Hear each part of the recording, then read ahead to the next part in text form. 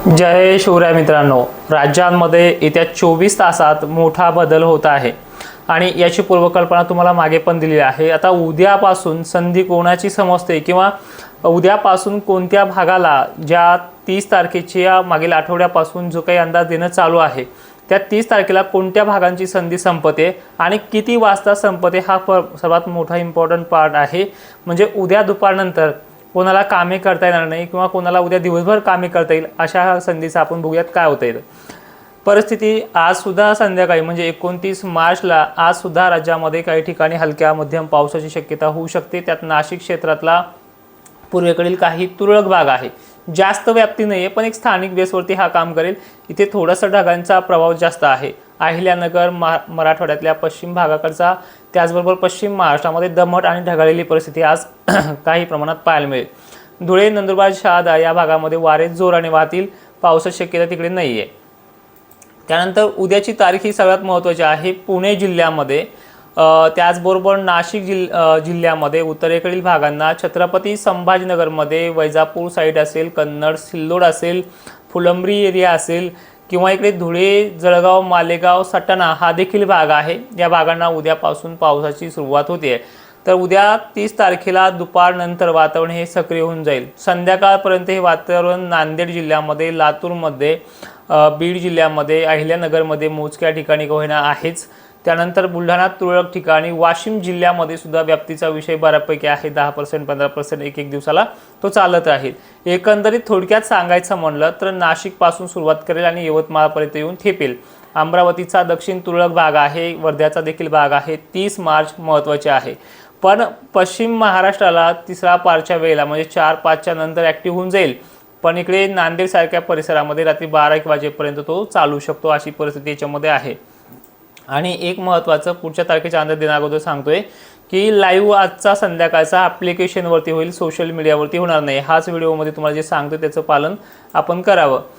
त्यानंतर परिस्थिती पहा, 31 मार्चची ह्या महिन्याच्या शेवटच्या तारखेला पुणे परिसरामध्ये तुरळक ठिकाणी, नाशिक क्षेत्रात दक्षिण भागात मोजक्या ठिकाणी, खानदेशामध्ये वाऱ्याचा जोर वाढल्यामुळे तिथली व्याप्ती थोडी कमी होईल पण आहे किंचित काही प्रमाणामध्ये। 31 तारखेला अहिल्यानगर मोजक्या ठिकाणी, लातूर, नांदेड, परभणी, हिंगोली यांना 30लाही आहे आणि 31ला सुद्धा आहे।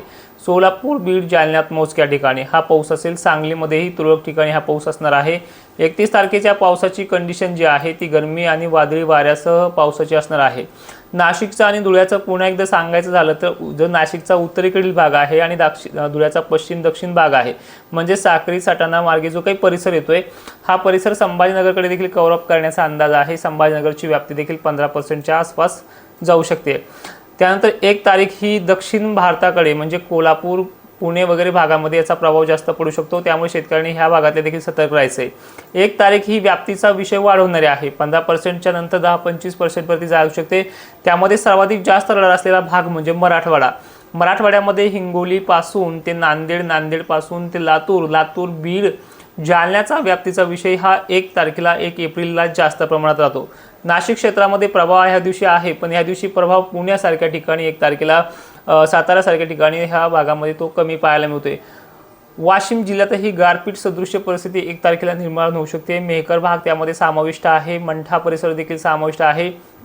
एक सरळ सांगायचं म्हणलं तर मध्य महाराष्ट्र 1 तारखेला बऱ्यापैकी समावेश आहे। 30 तारखेपासून येणारं वातावरण हे 2 तारखेला सुद्धा प्रभाव टाकते। 2 तारखेला व्याप्तीचा विषय जो वाढतो तो म्हणजे पश्चिम महाराष्ट्राचा। यामध्ये सांगली, सातारा, पुणे, अहिल्यानगर, त्याचबरोबर इकडे कोल्हापूर इथे गारपीट सदृश्य परिस्थिती निर्माण होऊ शकते, त्यामुळे शेतकऱ्यांनी सतर्क राहायचे। छत्रपती संभाजीनगरची व्याप्ती 2 तारखेला सर्वाधिक जास्त वाढणार आहे। म्हणजे ज्या काळी या 30 पासून ते 1 पर्यंत जेवढी व्याप्ती इथे कमी राहिली ती व्याप्ती इथे वाढणार आहे 2 एप्रिलला। त्यामध्ये नाशिकचा समावेश आहे। अकोला, अमरावतीला सातत्यानं सोडत जाईल हा 2-3 दिवस, पण ह्या दिवशी मात्र नक्की येईल अशी परिस्थिती आहे। धुळे, नाशिक क्षेत्र संध्याकाळी पहाटेपर्यंत पाऊस पडत राहणार आहे अशी व्याप्ती या वातावरणाची आहे। भाग बदलत पद्धतीचा जरी असला तरी 35% आसपास व्याप्ती तो पुण्याची घेणार आहे आणि इकडे दक्षिण महाराष्ट्र, संभाजीनगर, अकोल्याची सुद्धा घेऊ शकतो।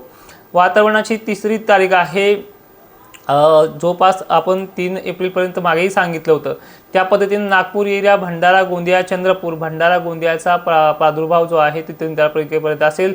धुळे, जळगाव हे भाग जे आहे ते सातत्यानं 30 तारखेपासून 3 तारखेपर्यंत चालणारच आहे. त्यात छत्रपती संभाजीनगरचा थोडाफार समावेश आहे. 4 तारीख ही नागपूर शहराला परेशान करणारी आहे. चंद्रपूरचा समावेश सर्वाधिक जास्त असेल. व्याप्तीचा विषय लातूर, चंद्रपूर, गोंदिया, भंडारा हा सर्वाधिक जास्त राहणार आहे. यात यवतमाळचा समावेश मोजक्या ठिकाणी असेल.